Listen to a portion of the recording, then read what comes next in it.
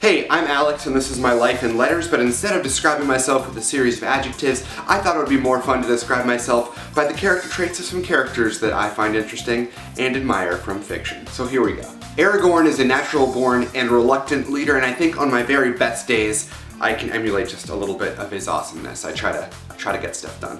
Blvds, because I come from a family of crazy people, and I cannot tell you how many times I'm sitting around the table with my extended family and just thinking about the Blvds. Chandler Bing, or Chandler Bong to his friends. I try to lighten the situation when there's a tense conversation going on. I try to make jokes and I handle things that way, the same way that Chandler does, and many times people do not get that I'm kidding, so that's fun. D is for, you guessed it, the Doctor, because I like wearing bow ties and apparently the Doctor is the only person who's ever done that. Edward Scissorhands, because like Edward, I try to do the right thing and I try to do my best, but sometimes things end up getting screwed up and it is beyond your control. Ferris Bueller, because Ferris taught me that even when you're in those situations, if you think hard enough and you're witty and clever enough, you can get yourself and all of your friends out of almost any spot. Goofy, because Disney is really important to me, has been very important to me my whole life, and if I were like any of the main Disney characters, any of the Fab Five, I'd probably be Goofy, because yeah. Han Solo, because he is the coolest. You can't get cooler than Han. We both have a love of vests. I would love to emulate Han's ability to just be confident in any situation. Which leads perfectly into another character who looks suspiciously similar to Han Solo, Indiana Jones. I love the fact that Indiana Jones is able to be an adventurer but also an academic. Does such cool things, but it's always in the service of learning and the expansion of knowledge, and I would love to be able to emulate that aspect of him. And speaking of smart people, Jed Bartlett, the president from the world of the West Wing. I wish that Jed Bartlett was on a ballot so that I could vote for him, because I would vote for him every single time. Oof. Alright, what's next? Katniss Everdeen, the girl on fire, the world's on. Cut through the BS and do what needs to get done and figure out plans. I like that she's able to figure out plans before anybody else. Sometimes.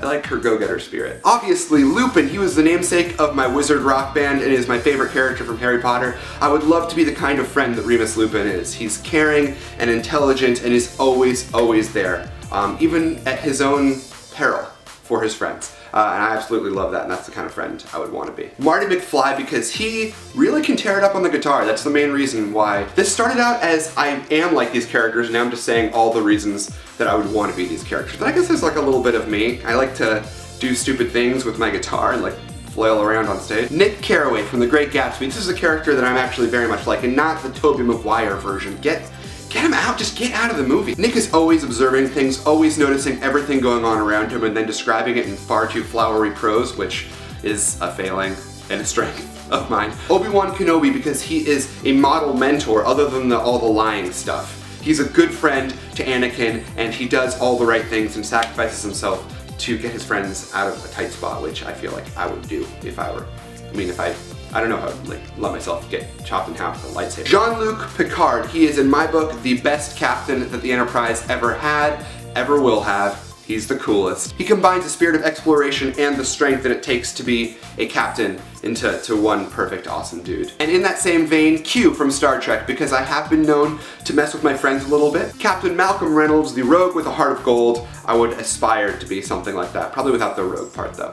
I keep putting myself in with these space pirates. And this one is elementary, Sherlock. One of my failings is that sometimes I look at things too logically and I don't take the emotional component into account, which is, a thing that Sherlock does. Tony Stark, because at times it is more important for me to get the quick, witty one-liner in than to actually get the job done, so I gotta work on that.